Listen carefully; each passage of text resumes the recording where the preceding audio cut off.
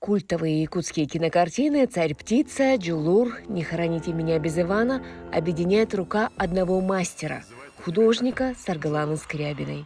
Ее авторский стиль отличается особой душевностью, рукотворностью, способностью увидеть красоту в самых обыденных вещах.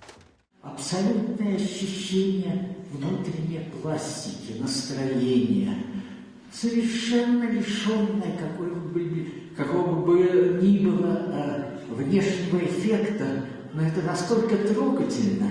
Я впервые могу про работы сказать не то, что как они написаны, как они, так сказать, образны. Нет, главное, что они трогают. В них есть душа. Вся живопись Уланы, она весьма лаконична, но при этом она очень нежная, такая женственная, то есть она чувственная. У нее творчество для каждого, мне кажется, своя найдется эмоция и своя картина. В 2023 году Саргалана Скрябина вошла в число лучших кинохудожников России за работу над фильмом «Не хороните меня без Ивана». На торжественной церемонии награждения ей вручили главный приз в номинации «Перспектива» гильдии художников кино и телевидения «Стальной Леонардо». Созданные ею картины отличаются совершенно поразительной визуальной стороной.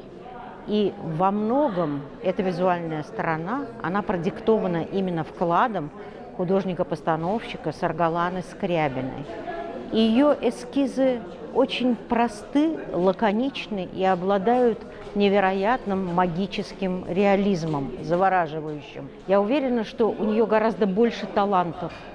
И несмотря на такую какую-то внешнюю хрупкость, это человек, который будет создавать свой авторский мир, который совершенно четко прочитывается сейчас в ее работах. Я уверена, что она даже вполне возможно когда-то создаст свои авторские фильмы. Живопись, эскизы декораций к фильмам, раскадровки. Всего 19 работ украшают интерьеры Дома кино. Коллекцию собирали буквально по крупицам. Выставка Саргаланы Скрябиной состоялась во многом благодаря стараниям ее друзей и коллег. Большинство работ были доставлены в столицу из Якутска. В кинопроизводстве я уже, получается, в этом году как 10 лет работаю. Училась здесь, в Москве, в Авгике. Меня вдохновляет сама культура наша. С каждым годом, с каждым проектом я узнала и узнаю до сих пор о своей культуре много чего интересного. И для меня это вот, если бы была бы возможность родиться в какой-нибудь стране, я бы еще раз, наверное, родилась, наверное, у себя на родине.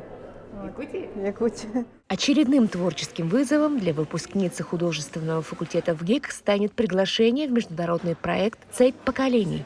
Общество Италия-Россия». Туяра Константинова, Григорий Николаев, Москва.